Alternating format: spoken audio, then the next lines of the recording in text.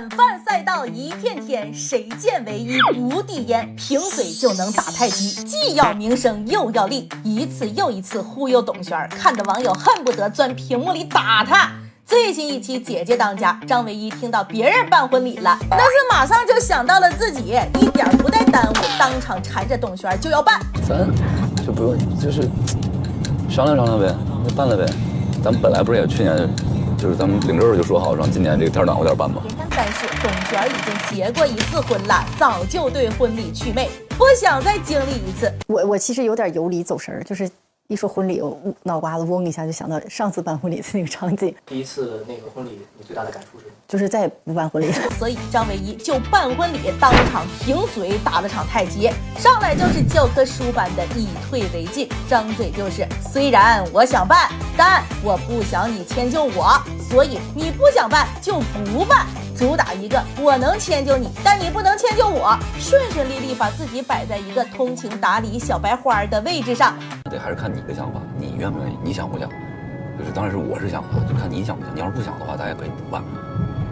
你别为了就是说迎合我啊！你要真不想，你觉得这事儿咱干得不开心，或者是别为了我。就这一套丝滑小连招下来，别说董璇了，要不是他那张脸，我的恋爱脑都差点被勾出来。而恋爱脑已经占领高地的董璇，当场更是一句重话都说不出来，只能说回家和爸妈商量商量，看他们想不想办。但是和爸妈商量的结果，张唯一不满意，他就是想办婚礼，所以还没到家，他又开始发动嘴上的太极功法，一个劲儿的追问董璇想不想办婚礼。不是你想不想办，还是那个事儿？看看他俩想不想谁的婚礼？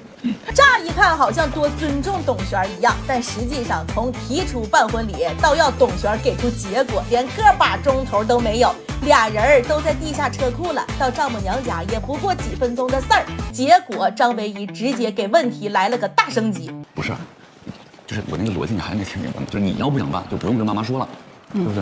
行。